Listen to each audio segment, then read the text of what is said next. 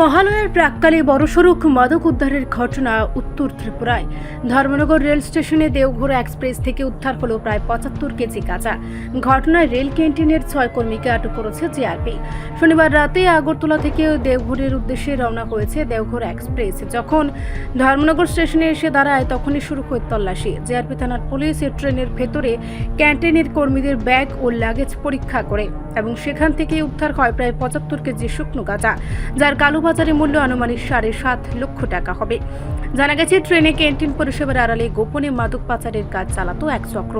ধৃতরা হল প্রিয়াংশু দাস শেখ, চন্দন কুমার সাহা, নীতিশ কুমার, ফয়েজ আলী, মুকেশ কুমার ও সানি কুমার। এদের বেশিরভাগই বিহার ও পশ্চিমবঙ্গের বাসিন্দা।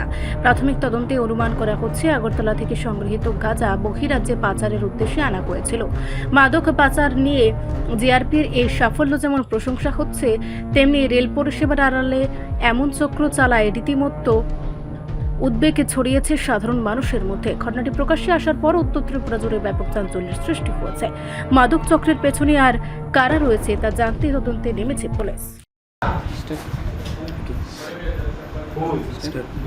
স্যার, আমরা জানতে পারলাম ধর্মনগর রেল স্টেশন কিছু গাঁজা আটক করা হয়েছে। কোথায় থেকে এই গাড়িটা এসেছিল? আজকে দেওঘর এক্সপ্রেস ট্রেনটা ডাউনের দিকে যাইতেছিল আগরতলা থেকে। যাবার সময় আমরা ট্রেনটা চেকিং করি, রেগুলার বেসিসে আমরা ট্রেন চেকিং করি এবং ট্রেন চেকিং করার সময় পেন্ট্রি কারের মধ্যে তাদের কিছু সাসপিশিয়াস পিঠু ব্যাগ এবং কিছু গাড়ি ব্যাগগুলো পাওয়া গেছে। তারপরে তাদের জিজ্ঞেস করলাম এই জিনিসগুলো কি আছে, তারা স্যাটিসফ্যাক্টরি রিপ্লাই দিতে পারেনি। তারপরে আমরা সেটাকে ভালো করে দেখলাম তার সাসপিশিয়াস কিছু নেশা সামগ্রী আছে এখানে। তারপরে আমরা নেমে রেখেছি। পরে আমরা এটা দেখতে পাচ্ছি এখানে টোটাল অ্যাবাউট 75 কিলো ড্রাই গাঞ্জা ওটার মধ্যে আছে এবং তাদের ৬ জনকে ডিটেইন করেছি এবং কেস রেজিস্টার এখন করে নেব।